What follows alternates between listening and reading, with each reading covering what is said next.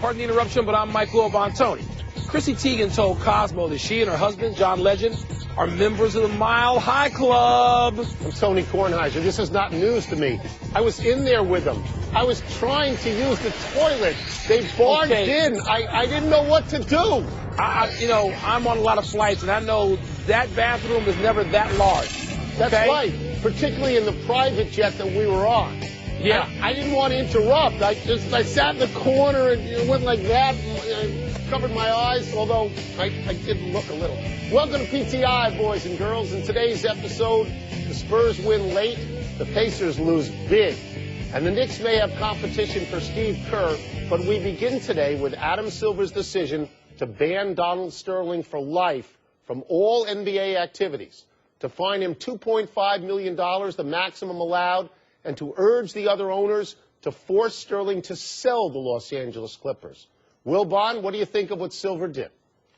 Tony, Silver had a mandate by the time he stepped to that microphone. He had polled enough of his players, and he polled, more importantly, his owners. And his owners are willing to stand with him, to go to bat with him.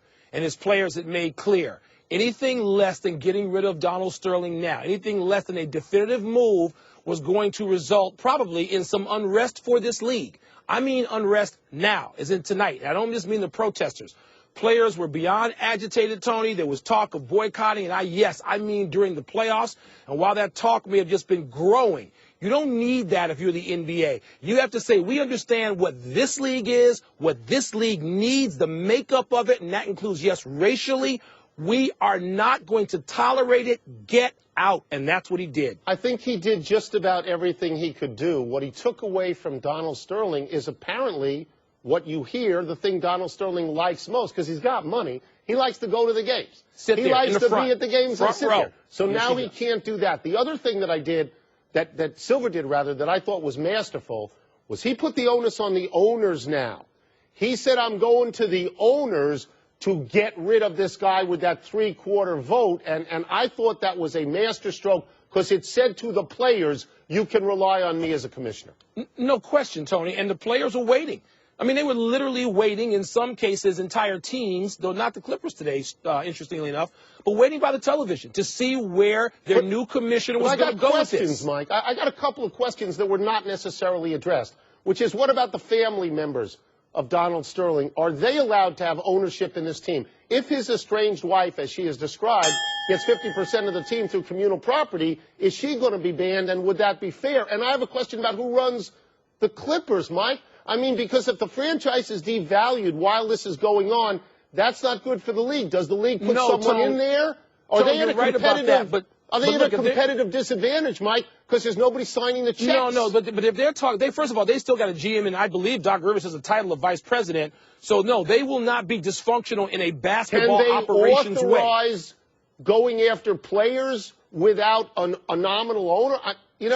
I don't think today was the last word. Right. I think today was an important first step, a big first step. Yeah. And I think it's the only way, really, Tony, when he sort of took the temperature.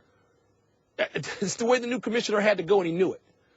Donald Sterling has a history, though, of fighting back and knows his way around a courtroom. Jim Gray, now of Fox News, said he spoke with Sterling before the announcement, and Sterling said, quote, the Los Angeles Clippers are not for sale, period, close quote. Tone, does this lead you to believe that Donald Sterling will not go quietly? I don't think there's any reason to believe he's going to go quietly. He's sued a lot of people before. He's been sued a lot of times before. If you're taking away the thing he loves most, the sort of life of being an owner, I think he's going to fight it. I think he pursues legal remedies. And I think the other thing he tries to do, Mike, and this is a very interesting thing, I think he tries to lobby other owners. And he says, don't do this to me. You wouldn't want this done to you. And I think, I don't know if he could have success there, but that's what you have to look for, how the other owners vote. Tony, the other owners voted already. They voted when Adam Silver got them on the phone individually before he said banned for life. Adam Silver already knows what the other owners think. This is not about the court. Every other situation you mentioned that Donald Sterling has settled out of court more than once. Right. That was the courtroom. This is going to be about billionaires, and most of those other 29 people are billionaires, not just multimillionaires, billionaires. they're going to squeeze him out. They're going to push him out. So, I don't know that we get to legal remedy. And there was more in the NBA Constitution and bylaws than we realized. And we've heard Lester Munson speak to that on this air about what Silver was able to do. By laws he agreed to. Right. I'm going to push back on a couple of things with the owners. An owner's not going to want a public vote because if he votes to keep this guy on principle, he then sides with an overt racist. Yes. So will that vote be public? How will we know what that vote will be? And down the road, Mike, and this is, I think, of more concern. Let's say nothing happens definitively by September or October. Then the players are going to say, hey, what's going on here? I thought you were going to get rid of this guy. They could turn on the owners. That becomes a larger issue with the workforce. But that is the leverage we're talking about. They could turn on the owners. That's the point. The players have some leverage now. And guess what? For one of the few times in the history of this league, the players understand just the leverage they have. And you know what else, Tony? That's right. Which would have to scare the owners. And the owners know this because they're smart guys. Well, the owners know that this is a cause the players will rally around to virtually 100%. And they can't come back at them. That's why this is over. Tony, he may not go away quietly, but he's sure as hell going to go away. I don't know that it's over. You know, where I'm sitting right now is Washington, D.C., where they take votes a lot. Adam Silver says he's got the votes. I hope he counted correctly. I hope he better did. have. Yeah. Let's move now to tonight's game, which many people will see as a must-win for the Clippers. NBA players have been effusive in their praise for Adam Silver and the decisive way he dealt with Donald Sterling.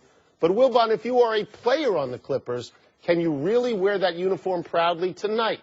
Tony, I think there's still some reticence, but nothing like the previous game. Nothing like that. When that team was just torn apart, no matter what people said at the microphone afterward, like, oh, yeah, it wasn't a distraction. It was one hell of a distraction. I mean, we're told now there were some players who initially said, hey, I don't want to play. I don't want to play and wear this uniform and play for this man because ultimately, he still owns the team no matter how much you say you're playing for your teammates. This is different tonight. At least I think the Clippers are going to get a bump from this. I think you can step out there and you can say, my commissioner, my league, my big bosses have done everything they can to say to me, no, we are with you. We're not with him. And I think the Clippers can and probably will use that to their advantage. And it's the first advantage they'll have had since this news became public on Saturday. I don't know. They demonstrated before. They turned the warm-up jerseys inside out so you didn't see the name Clippers. I don't know if they'll do anything tonight. They seem to be happy with what is going on. I'm not sure they can wear that uniform proudly. I think they can play proudly. I think they can rally around the fact that, they're competing for a championship. And by the way, and I know I'm pushing back on a lot of these things, I don't know how long a window they have because somewhere down the stuff's not settled yet. You don't know if Doc Rivers is going to stay there. You don't know if free agents are ever going to want to play for the Clippers if they're not sold within X amount of time. I think they'll win. I think they'll win because unlike what Mark Jackson wanted, I think people are going to show up and the adrenaline off the crowd is going to be fantastic for them. I think, Tony, we agree there's a short-term bump. Yeah. Now, how short-term is it? Can it get them through the night and get them to, can it get them back to, they got to hold on to home court advantage tonight or they're facing going up in 48 hours to Golden State, having that rabid crowd and elimination, and the story just goes in the back burner, so to speak. But I think they get a bump initially. I think people are going to feel better, not great, better about coming to the game. Magic said if he was in town, I know he's not here, he said if he would actually come to a Clipper game tonight, I think a lot of people are going to follow that. He'd like to go to the game because if he owns the team, he'd like to know who's on the roster. I think you've sort of gotten ahead of yourself. I don't know. Let's go real big picture, Tone. The league has been in crisis mode for the last 72 hours and was braced for major protests here in Los Angeles tonight. But with Silver's definitive action and, as you mentioned, the players' almost unanimous support, is it possible this whole drama could actually strengthen the league? I think that Adam Silver has been strengthened tremendously. I'm not sure about the league. Look, this is a matter of public racism. This is easy. There's no other side on that. I mean, everybody is going to line up on the right side of that issue. I think that, again, how much time is taken before there is new ownership. And the players now, we just talked about this, feel a sense of empowerment that they've never felt before. In the NFL, Mike, you can say, we don't want any protests. We don't want anybody with a different uniform. The owners rule there. But I think there's room now in the NBA where you and I might agree that the players have a little bit of that ruling authority right now. Oh, Tony, we definitely And so agree. I don't know how the balance of power is going to work from now on when players will see this as an enormous victory for them and owners might say, whoa, hold it. I don't know that I want to cede power. Well, Tony, but that they can avoid that. I mean, this is why I feel that Adam Silver counted correctly, that those owners are very smart men who understand what the temperature in the room is too. And they know the dynamic just shifted. I'm not going to say it changed, but it has shifted somewhat. I have a problem sort of declaring this. I know that there's a sort of a triumphant feel, and particularly if you're here in Los Angeles walking around this area. Staples Center is a couple hundred yards away from where I sit now. You know, triumphant is sort of the ruling emotion of the moment. But this was a very ugly incident.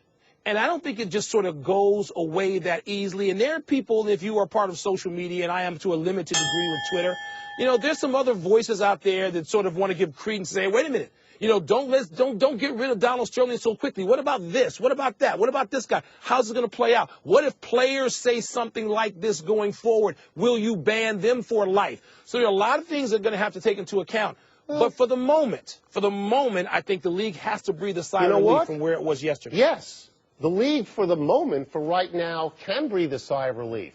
But what happens down the road when players look into other owners and they say, whoa, how is this guy allowed to stay in the league for as long as he did? Yeah, how come he was entitled for all this period of time? And again, I think the next battleground, unlike the NFL, may be as players attempt, with guaranteed contracts, to take more and more power and use the power of protest in ways that other leagues have not done. That wouldn't work. So I don't think that this is something that makes everybody stronger long-term necessarily. I don't.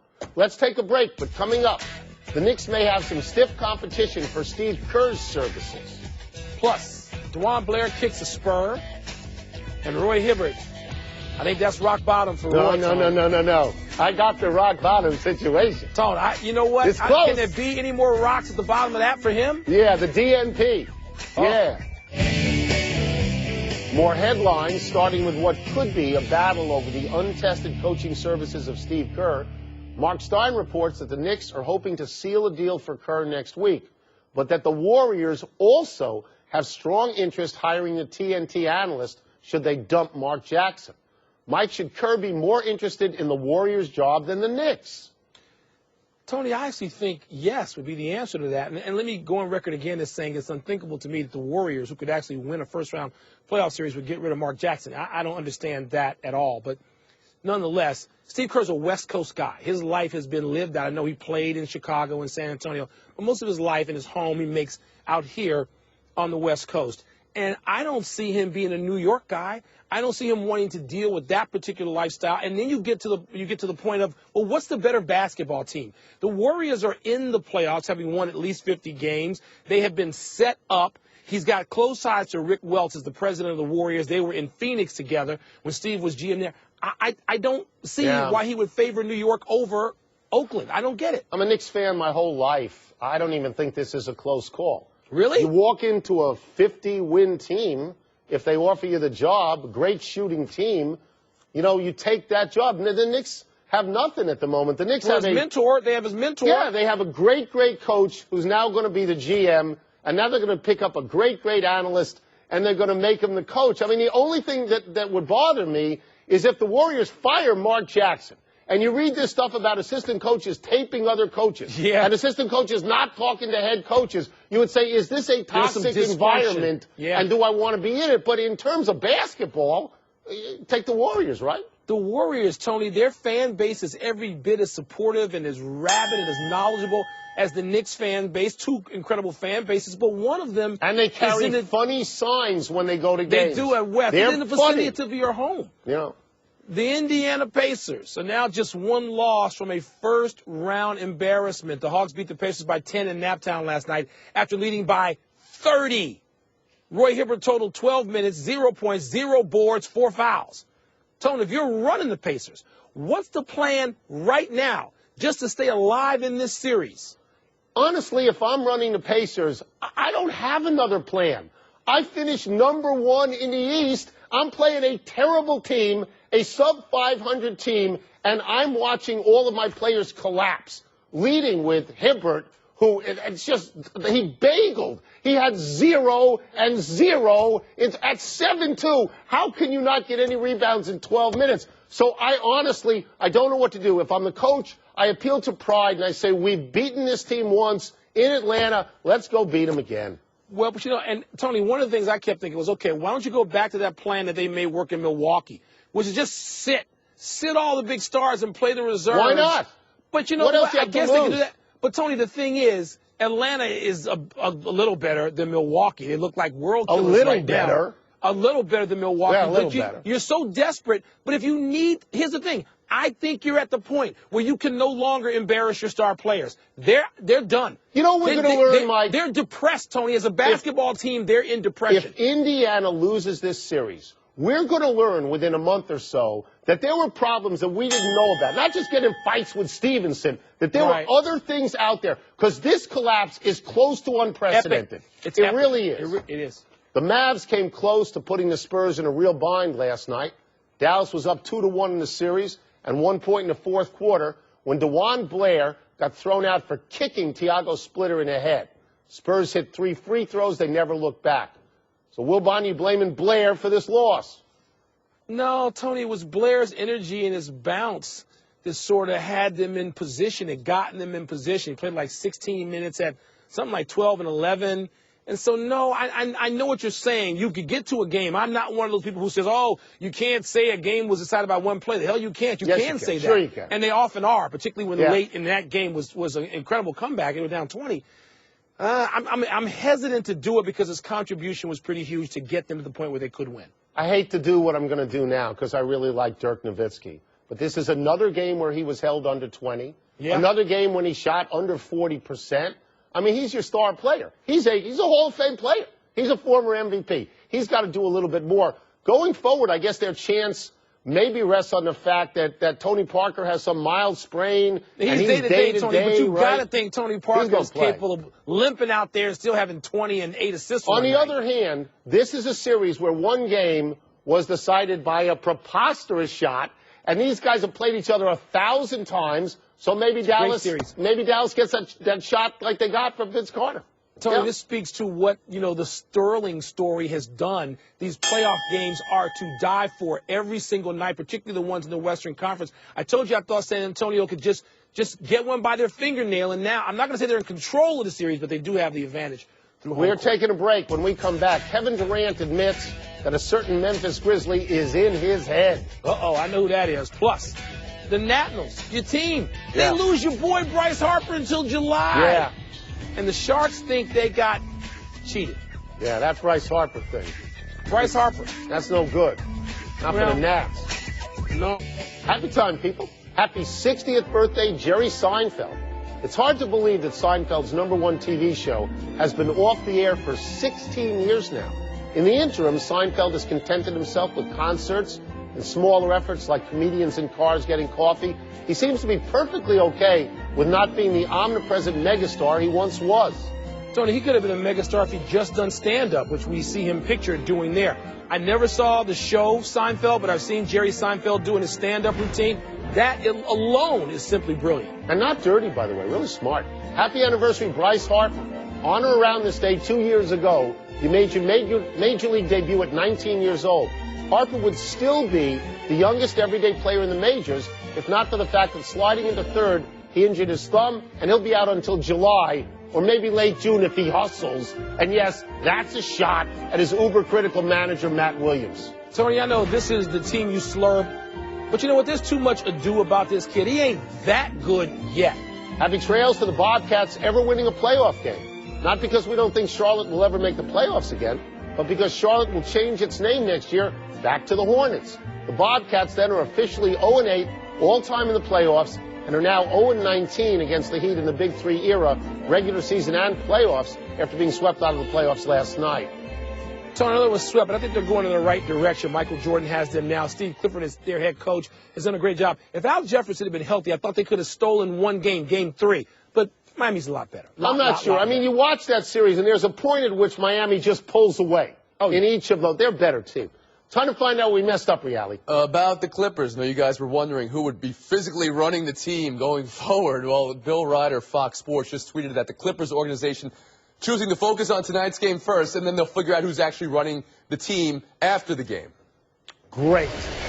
We're running out of show and we go to the big finish. Let's do it. Kevin Durant admitted today that Tony Allen has gotten into his head. That's a bad sign for the Thunder, isn't it? It's not a great sign, but Game 5 tonight is in OKC. I think Kevin Durant's going to have a big game. Sharks coach Todd McClellan feels his team got cheated on the tie-breaking goal against the Kings last night. What did you think? I wasn't sure that the puck was ever completely covered up. I wasn't sure of that. Evgeny Malkin had a hat trick as the Penguins eliminated the Blue Jackets. Is that significant? It's significant because it wins the series, and that was a contentious series for the Penguins first round. Robinson Cano returns to Yankee Stadium tonight. Will he get booed? Yeah, he's going to get booed, but you got to see the thing Jimmy Fallon did, where he had Robbie Cano in New York City, urging people to boo him, and then he would come out from the other and go, whoa, hey, Robbie, how you doing? Last one, Wizards-Bulls Game 5. Does the season end for your Bulls tonight? Tone, the Wizards are a better team, but I don't think the Bulls are going to drop all 3 games in this series in Chicago. So I think it's going to go back to Washington. We're out of time. We will try and do better the next time. I am Tony Kornheiser. I'm Mike Wilbon. Same time tomorrow, Knuckleheads. Check out the PTI podcast on iTunes. Tracy Letts, you win. Shout out. You crushed me. PTI. When it comes to mailing and shipping, there just aren't a lot of good choices. You could go to the post office, but that takes up too much time. You could lease a postage meter, but that's too expensive. Luckily, there's a better way. Stamps.com. With Stamps.com, you can buy and print official U.S. postage for any letter or package right from your desk using your own computer and printer. You'll even get special postage discounts you can't find at the post office. And with Stamps.com, you get more features than a postage meter at a fraction of the cost. And right now, you can get this special offer from Stamps.com when you use promo code PTI. A no-risk trial, plus a $110 bonus offer that includes a digital scale and up to $55 free postage. Don't wait. Go to Stamps.com, and before you do anything else, click on the microphone at the top of the homepage and type in PTI. That's Stamps.com, promo code PTI. What makes the Indy 500 the greatest spectacle in racing? Michael Morgan in India. We are green. Everyone in the grandstands are on their feet. Now a winner